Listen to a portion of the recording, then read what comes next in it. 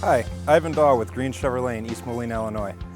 I'd like to talk a little bit about the new Corvette Stingray. Released in 2014 as a 7th generation Corvette. What we're looking at here is a 2014. Our 16s are arriving daily. We're looking at a 3LT convertible with a Z51 package, chrome wheels, and yellow calipers. I'd like to touch on some of the things that are new with the 7th generation Corvette. And we might as well just jump right in. So, beautiful day today, why don't we put the top down? We are now capable of doing it from the key fob without being in the vehicle, and it's very simple. Hit the unlock button, and then hold the button on the bottom down.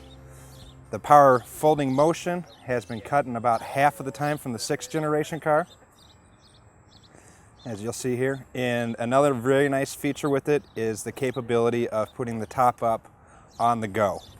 I can't remember, I believe it's 25 miles an hour. If we're going less than 25 miles an hour, it will allow us to put the top up, which the nice thing about that is you never know when you might have a little pop-up storm around here. So, but let's get into the fun part, and that's driving it and enjoying it. This is a manual transmission, 7-speed, and it does have the rev match feature that is standard on all manual transmissions. I will explain that in just a little bit here. We're looking at a Kalahari interior with a 3LT, and it does have the suede accent option. Very beautiful combination on this car. So let's enjoy it.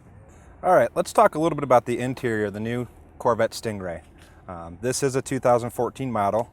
This does have the carbon fiber dash option, which gives it a nice little touch.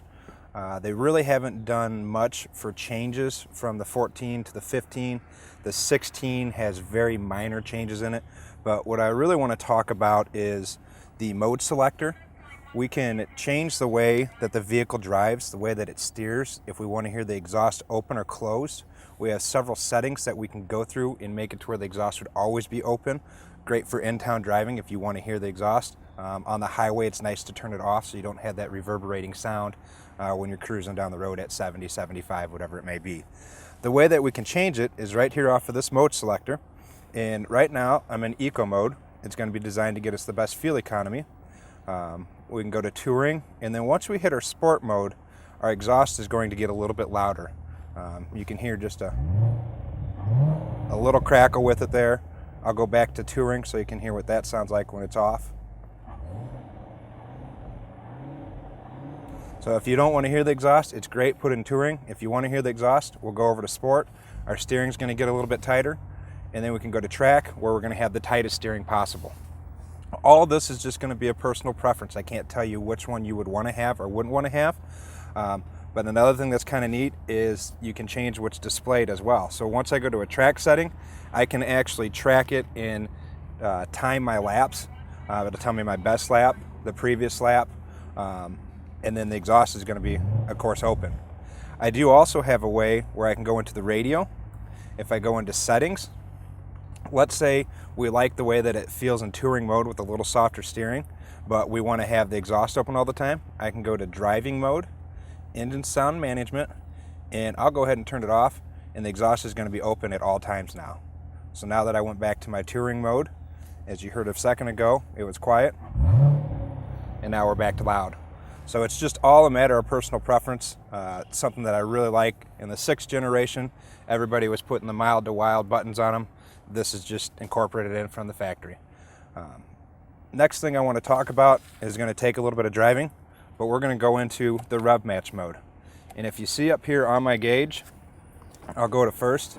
I have first gear showing here in white.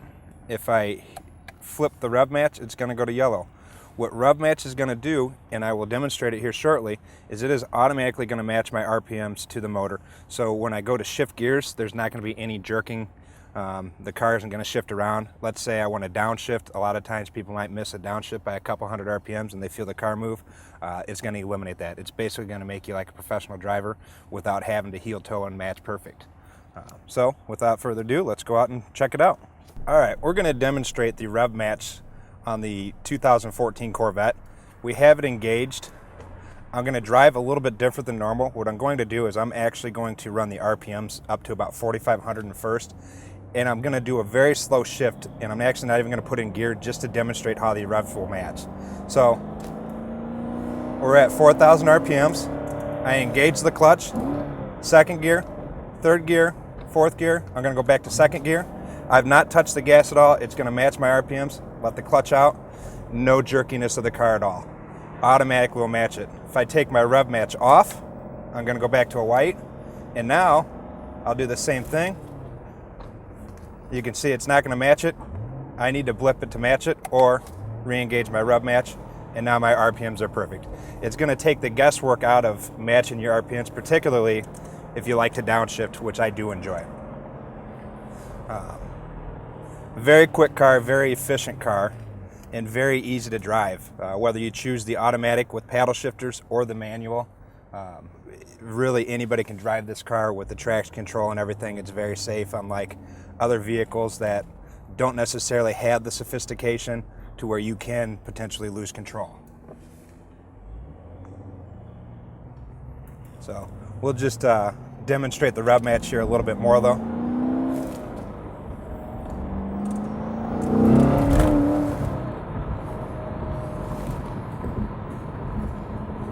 We want to downshift, it'll do that for us as well. And all that is without me giving it any gas or anything. It's just a perfect match. The car doesn't jerk around, it's very smooth. Let's say you're more of a traditionalist and you do want to do it yourself, you can disengage it and then give it the match there. We'll do it one more time here. So we'll go third and we want to downshift to second. Give it a little flip there and you can see I missed it by a couple hundred RPMs. The car jerked just a little bit. So if I want to take that out, it just makes it smooth, effortless. So for everyday driving, you may want to do this. Other features I like is it does actually give you the gear indicator on here.